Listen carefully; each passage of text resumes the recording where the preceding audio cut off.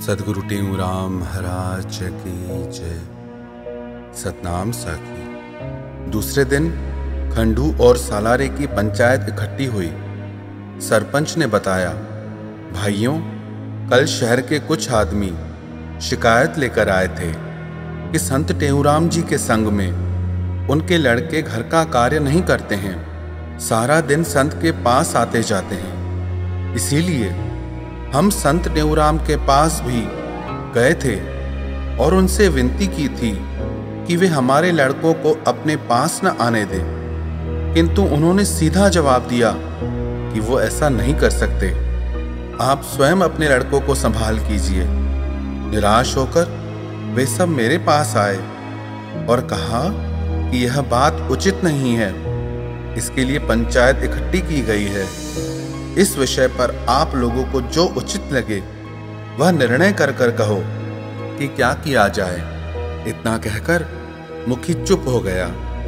तब महाराज गिरधारी लाल जी उठ खड़े हुए और कहने लगे, ऐसा अन्याय कहीं होता है कि संत जी मेरे भाई से अपना घर साफ करवाएं, बर्तन मंजवाएं, पानी भरवाएं तथा अन्य कार्य करवाएं।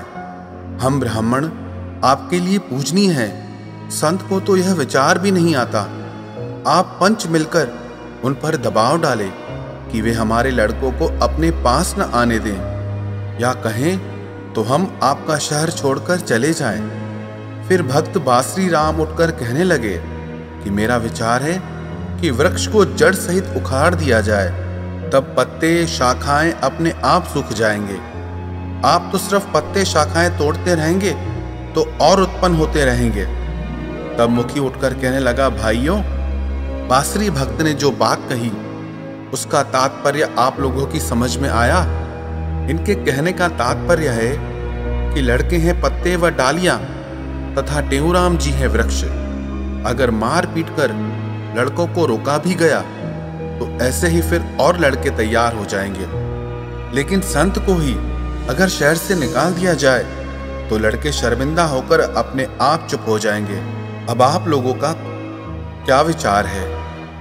तब एक सज्जन उठकर बोला, भाइयों, आप संत को कैसे निकाल सकते हैं? वे तो अपनी इच्छा के मालिक हैं, जाएं या ना जाएं। तब फिर दूसरा सज्जन उठकर बोला कि संत के घर को पंचायत से निकाल देना चाहिए। खंडू तथा सालारे का कोई भी व्यक्ति उनसे लेन देन का व्यवहार न करे, कोई उनके घर न जाए। अगर जो जाए या पंचायत की आज्ञा का उल्लंघन करे उस पर 100 रुपया दंड रखा जाए। संत को शहर से निकालने का यही एक रास्ता है। ऐसा करोगे तो वह अपने आप शहर छोड़कर चला जाएगा। इस बात पर पंचायत में काफी कोलाहल हो गया। कुछ कह रहे थे कि यह बात ठीक है और कुछ व्यक्तियों का मत था कि ऐसा करना अनुचित है। महापुरुषों को कष्ट देना अर्थात सारे नगर को बर्बाद करना। संत किसी भी आदमी को अपने यहाँ आने के लिए नहीं कहते हैं। आप लोग जरा विचार करो कि जो उनके पास प्रेम पूर्वक जाते हैं उन्हें कैसे मना करेंगे। इस बात पर आपस में शोरगुल करने लगे। इसके बाद मुखी बोला, भाइयों, शोरगुल छोड़कर शांतिपूर्वक इस बात पर विचार करो। इस समय हमारे सामने 2 विचार हैं, अब आप निर्णय करिए।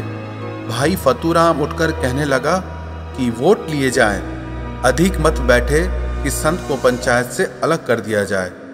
दूसरे दिन सरपंच ने ढिढोरा पिटवाया कि संत टेऊराम के घर को पंचायत से अलग कर दिया गया है, इसीलिए कोई भी उनके साथ व्यवहार न रखे। अगर कोई इस निर्णय के विरुद्ध चला तो उस पर 100 रुपया दंड रखा गया है। सांझ ढले सब प्रेमी सत्संग में आए और जो भी पंचायत में बातें हुई थी वो सब स्वामी जी को कह सुनाई और कहने लगे, हे प्रभु, हम आपके बिना कैसे रह पाएंगे। और वहां पर लोग कह रहे थे कि इस वृक्ष को जड़ से ही काट देना चाहिए। प्रेमी बोले, भगवान, हम इतना सुनकर उदास हो गए हैं। ऐसी स्थिति होने पर हम आपके बिना कैसे रह सकेंगे। प्रेमियों के ये वचन सुनकर स्वामी जी अन्य प्रेमियों से बोले, प्रेमियों, हम हमेशा आपके साथ हैं, आप कोई विचार न करें। प्रभु सब अच्छा करेगा, अब आप साज लेकर आइए तो सत्संग शुरू किया जाए। प्रेमी साज लेकर आए, सत्संग शुरू हुआ। स्वामी जी बड़ी मौज में आकर निम्नलिखित भजन गाने लगे। राग कोहयारी भजन। ये वण त वढण खा अथवा परे, हवी ॾिसजो दिल में ध्यान धरे। इन वण जी आहे पाण पाताली, आदि अंत मध्य आहे अकाली। जल थल जंहिंजी जोत बरे, हिन वण जा थी ॾार वॾाई। तिन जी करतू सेव सदाई, तन धन जो अभिमान हरे। हिन वण जू थी शाखु सुहागी, तिन खे ॼाणन के वॾ भागी। अवगुण पंहिंजा दूर करे, हिन वण जा पन पारस आहिनि। चाह रखी जे तिन खे चाहिनि, तिन जे मन जी मैल टरे। हिन वण जा थी कंडा करारा, दिल में दर्द वधाइण वारा। जंहिंखे लगे सो जीरे मरे। हिन वण जा गुल कन गुलज़ारी, बेहत जिन में आहे बहारी। सूंघण सां थो काज सरे। हिन वण जा फल ॼाण अलस्ती, खाइण साण चढ़े खुद मस्ती। अमर रहे यम खां न डरे, हिन वण जी आहे सुंदर छाया। तंहिंजे हेठां जे जन आया, तन मन तिन जो ततल ठरे। हिन वण जो ॿिज आहे विकाणो, मुल्क खां महांगो असुल आबाणो। वठंदो को सिर भेट धरे, हिन वण खे पूजे जन जोई। कहे टेऊं सुख पाए सोई, भव सागर खां तुरत तरे। भावार्थ, पंचायत के निर्णय को सुनकर प्रेमी घबराने लगे कि लोग सत्संग रूपी वृक्ष को काटने जा रहे हैं। स्वामी जी उन लोगों को इस भजन के द्वारा ढाढ़स बंधाते हुए कह रहे हैं कि अपने मन में दृढ़ विश्वास रखो। इस सत्संग रूपी वृक्ष को संसार में कोई भी काटने में समर्थ नहीं है। इस वृक्ष का आधार परब्रह्म परमात्मा है। वह दिव्य है, सर्वत्र उसका प्रकाश फैल रहा है। इस वृक्ष के सत्पुरुष महात्मा बड़ी टहनियां आए। इसीलिए तन मन का अहंकार छोड़कर उन सत्पुरुषों की सेवा करते रहो। सत्संगी प्रेमी जिज्ञासु इस सत्संग वृक्ष की छोटी शाखाएं हैं। इन प्रेमियों को भी पवित्र हृदय वाला ही पहचान सकता है। इसमें वचन रूपी पत्ते पारस के समान हैं, जिनको धारण करने से अंतःकरण की सारी मैल निवृत्त हो जाती है। संतों के तीखे वचन कांटों के समान हैं। इन वचनों के द्वारा जीव का विरह बढ़ता है। ये वचन जिसके हृदय में चुभ जाते हैं, वे ही जीते ही मर जाते हैं। इस वृक्ष में देवी संपदा के गुण फूलों के समान हैं, जिसके धारण करने से सब कार्य सिद्ध हो जाते हैं। इसमें ज्ञान रूपी फल लगा हुआ है, जिसके खाने से जीव अमर बन जाता है। अहम ब्रह्मास्मि आदि वाक्यों से इसे ब्रह्मानंद प्राप्त होता है और इससे यम की भयता ही निवृत्त हो जाती है। कृपा रूपी इस वृक्ष की सुहावनी छाया है। जो भी इसके नीचे बैठते हैं, उनके तन मन को महान शांति मिलती है। इस वृक्ष का बीज गुरु मंत्र है। यह बीज लौकिक धन से नहीं मिलता, किंतु जो निर्माण होकर तन मन की दक्षिणा चढ़ाता है, उसे ही यह बीज मिलता है। इस सत्संग रूपी वृक्ष की जो भी प्राणी पूजा करते हैं, वे लोग चिर शांति को प्राप्त करते हैं और संसार सागर से पार होकर मोक्ष की प्राप्ति करते हैं। यह भजन अर्थ सहित सुनाकर सत्संग समाप्त किया। तब स्वामी जी के जितने प्रेमी सत्संग में बैठे थे, वे भजन द्वारा मन की शांति प्राप्त कर प्रेम पूर्वक बड़े जोर से स्वामी जी की जय जयकार मनाने लगे। इसके बाद स्वामी जी से सब प्रेमी कहने लगे, हम तो नित्य प्रति सत्संग में आया करेंगे। पंचायत जाने संबंधी जाने। इसके बाद स्वामी जी को प्रणाम कर सब अपने अपने घर चले गए। दूसरे दिन पूरे शहर का कोई भी व्यक्ति स्वामी जी के घर या दुकान पर नहीं आया। शाम को कुछ लड़कों ने स्वामी जी को बताया कि कुछ लड़कों को माता पिता ने बांध रखा है, हम आपकी कृपा से भागकर आए हैं। स्वामी जी मुस्कुराकर बोले, आप किसी प्रकार का विचार न करें, भगवान सब अच्छा करेंगे। इतना कहकर सत्संग शुरू किया। वाहद बख्श पटवारी ने मटका बजाया। उस रात सत्संग में सिर्फ 20-25 व्यक्ति आए। जब सत्संग समाप्त हुआ, तब पंचायती सेवादारी जो व्यक्ति सत्संग में आए थे, उनके नाम लिखकर चला गया। उसके बाद स्वामी जी प्रेमियों से बोले, आप सत्संग में आए हैं, लेकिन पंचायती सेवादारी आपका नाम लिखकर ले गया है। कल आपको दंड देना पड़ेगा।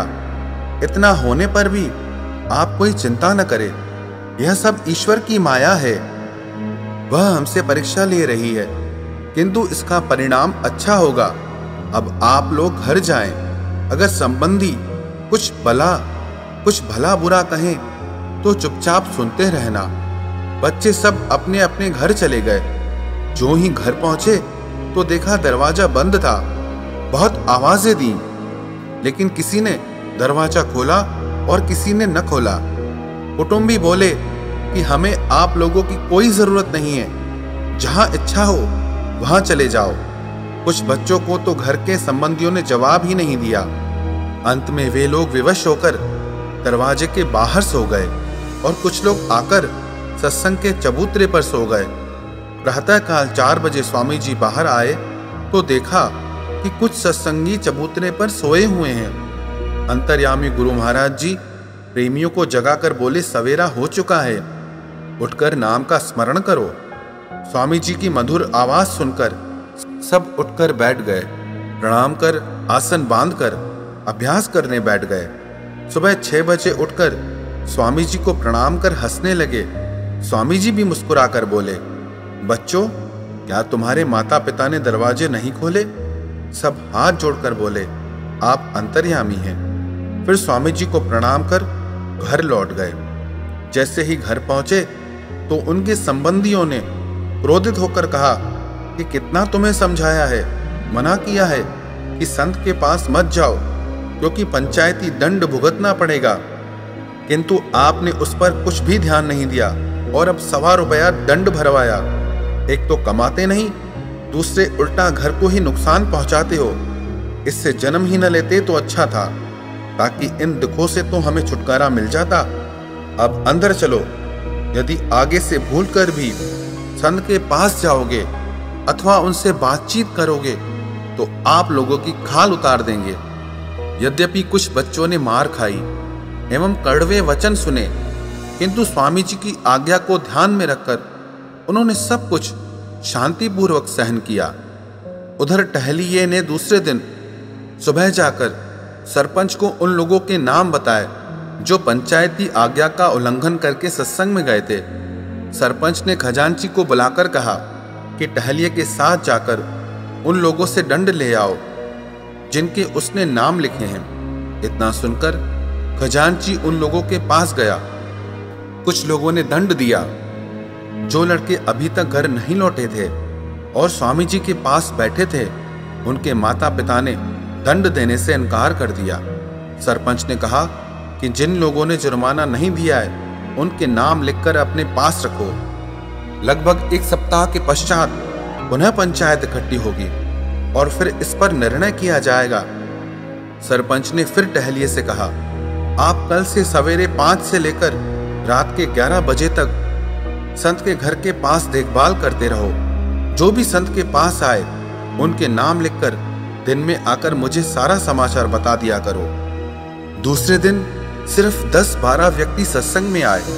टहलिया उनके नाम लिखकर चला गया और दिन में जाकर सरपंच को बताया। सरपंच ने उन लोगों के पास दंड वसूल करने के लिए खजांची को भेजा, किंतु उन लोगों में से 4-5 व्यक्तियों ने जुर्माना नहीं दिया। तीसरे दिन सरपंच ने 4 व्यक्ति पहरा देने के लिए नियुक्त किए। पंचों ने ऐसी कठोरता बरती कि स्वामी जी को कोई वस्तु भी नहीं मिल पाई। जो वस्तु घर में थी वह वस्तु नवा हालन शहर से लेकर आते थे। प्राचीन समय में पंचायत का काफी जोर था।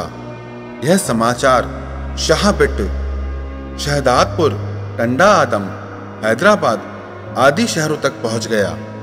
कितने ही प्रेमी स्वामी जी के पास आने लगे। शाहबिट से भक्त लक्ष्मीचंद, भक्त सेवक राम, सर्वानंद और गुरमुख दास हंडू में स्वामी जी के पास आए। सब लोग स्वामी जी का दर्शन कर बड़े प्रसन्न हुए और समाचार पूछने लगे। गुरु महाराज जी बोले, परमात्मा की कृपा से सब आनंद मंगल है। बहुत अच्छा हुआ जो आप लोग आए। इसके बाद लक्ष्मीचंद व सेवक राम टहल राम से पूछने लगे कि पंचायत से आप लोगों का तकरार किस बात पर हुआ है। टहलराम गुस्से में आकर कहने लगा, क्या पूछते हो, इज्जत ही चली गई है। सारा झगड़ा संत ने कराया है, जो कि दिन भर लोगों के लड़कों को अपने पास बिठाए रखता है। अगर उनके माता पिता उन्हें ले जाते हैं तो थोड़ा बहुत काम करके वापस इधर लौट आते हैं। इस पर पंचों ने संत से आकर कहा कि लड़कों को अपने पास न आने दो। मैंने भी संत को बहुत समझाया कि तुम लड़कों को अपने पास मत आने दो, अपना क्या काम जो अन्य लोगों का झंझट मोल लें। लेकिन संत किसी की क्यों सुने, कहता है कि अपने मुंह से हम किसी को भी आने के लिए नहीं रोकेंगे। अब आप लोग भी आए हैं, संत को समझा दो, नहीं तो व्यर्थ में ही जन्मभूमि को छोड़ना पड़ेगा। यह बात सुनकर भक्त लक्ष्मीचंद तथा सेवक राम बोले कि आप किसी प्रकार का विचार न करें, धीरज धारण करें, हम अपने आप उन्हें समझा देंगे। इसके बाद उन लोगों ने स्वामी जी से बातचीत की। शाम को सब मिलकर दरिया किनारे घूमने गए। वहां पर कुछ मेहमान गुरु महाराज जी से बोले, आज प्रातःकाल हम शहर में घूमने गए तो वहां पर सब लोग आपकी बहुत निंदा कर रहे थे। इस पर स्वामी जी बोले, आप कोई चिंता न करें, संसार की यह प्रवृत्ति है, किसी समय संतों की निंदा करते हैं तो किसी समय उनकी प्रशंसा करते हैं। दोहा, हर्ष बढ़ाई देख के भक्ति करे संसार, जब कुछ देखे हीनता अवगुण धरे गंवार। अर्थ, संसारी व्यक्तियों को जब मान इज्जत और सांसारिक पदार्थ मिलते हैं तब वो दिखावे के लिए ईश्वर भक्ति करते हैं। जब उन्हें कोई दुख देता है तब भगवान को गालियां देते हैं और संतों की निंदा करते हैं। शाम को सत्संग के समय निम्नलिखित भजन गाकर स्वामी जी बड़े मधुर स्वर में गाने लगे। राग कोह्यारी भजन। फिट पगड़ी जुट जामा पाकर, पाप सर्व में धोया, सुख घर सोया। लोक निंदा की नाव बनाए, बदनेकी का भार चढ़ाए। पार द्वंद से होया, सुख घर सोया। पाए गिला का गल में घांगा, छोड़ा लोगों का आसांगा। हरि आरामी होया, सुख घर सोया। खिटपिट की में बांधी दोती, महने ताने के कर मोती। सुंदर हार पिरोया, सुख घर सोया। कहे टेऊ में भया निराला, खुद मस्ती का पीकर प्याला। तीन लजा को खोया, सुख घर सोया। सत्संग में बड़ा आनंद छा गया। उस दिन सत्संग में बाहर के प्रेमी साधु संत काफी थे, किंतु शहर के 10-12 प्रेमी ही आए थे। रात को लक्ष्मीचंद सेवक राम स्वामी जी से पूछने लगे, शहर की पंचायत में शोर क्यों हुआ है। टहलराम जी भी कहते हैं, यदि संत लड़कों को अपने पास न आने दे तो सारा झगड़ा ही समाप्त हो जाए। इस पर स्वामी जी बोले, मैं किसी को घर पर बुलाने नहीं जाता हूँ। जो प्रेमी अपने आप घर में आते हैं उसे धक्का देकर निकालना कहाँ तक उचित है। क्या आप लोगों को यह बात ठीक लगती है?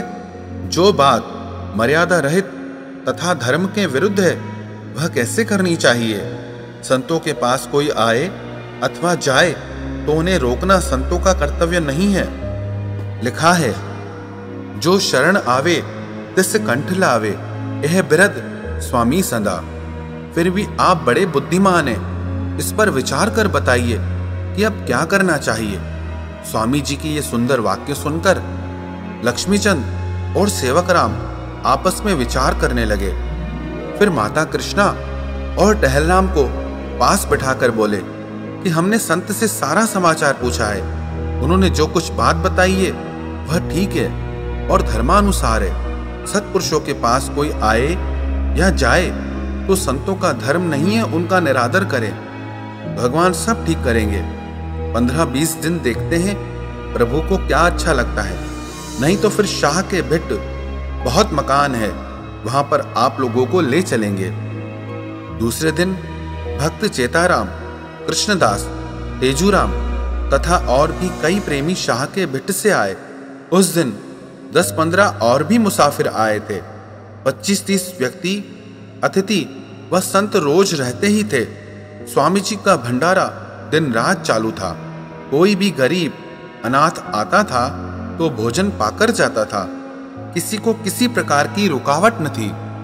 उधर जो लड़के स्वामी जी के पास बैठे थे और अपने घर नहीं गए थे, उन्हें चौथे दिन उनके परिजन लेने के लिए आए और स्वामी जी से बोले, भगवान अब लड़कों को आज्ञा दीजिए कि इन्हें हम घर पर ले जाएं, क्योंकि इनकी माताएं रो रही है। स्वामी जी बोले, हमने किसी को भी नहीं रोका है, हम तो इन्हें कहते हैं घर जाकर कामकाज संभालिए तथा माता पिता की आज्ञा में रहिए, उन्हें सामने कोई व्यर्थ जवाब मत दीजिए। कुछ लड़के अपने संबंधियों से बोले कि हम उस रात पर घर आए थे, दरवाजे बंद थे, आपने हमारी एक भी न सुनी, बल्कि आपने यह कहा कि हमें तुम्हारी जरूरत नहीं है, जहां आपकी इच्छा हो वहां चले जाओ, इसीलिए हम घर पर लौट कर नहीं चलेंगे। लड़कों की यह बात सुनकर सब संबंधी टहलराम की ओर देखकर बोले कि आप ही लड़कों को समझाइए।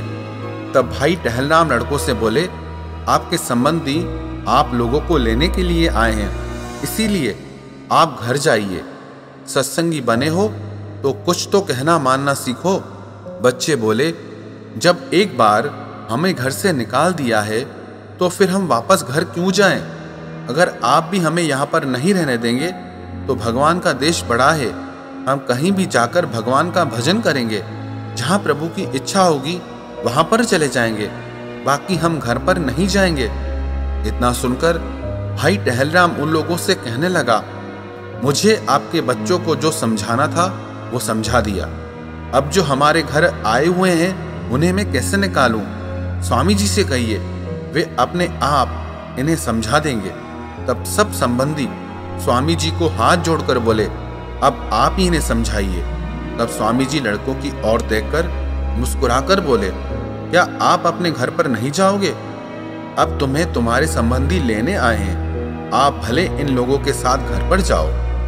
लड़के हाथ जोड़कर बोले, हम घर पर जाने के लिए तैयार हैं, किंतु घर ले जाकर ये हमें मारेंगे तथा बंद कर देंगे और फिर हमें आपके पास आने नहीं देंगे, इसीलिए हम घर नहीं जा रहे हैं। इतना सुनकर संबंधी स्वामी जी से कहने लगे, भगवान हम इन्हें ना तो पीटेंगे और ना ही आपके पास आने से इन्हें रोकेंगे। इतना सुनकर गुरु महाराज जी बच्चों से बोले, अब आप घर जाइए, आप किसी प्रकार का विचार न कीजिए, अब आपको ये कुछ भी नहीं कहेंगे। बच्चे स्वामी जी की आज्ञा पाकर सब अपने अपने घर चले गए। शाम को जो लड़के संबंधियों के साथ घर गए थे वे सब तथा और भी कई प्रेमी मिलकर ठाकुर गिरीश जी के बाग में इकट्ठे हुए। सदगुरु टेऊराम महाराज की जय। सतनाम साखी।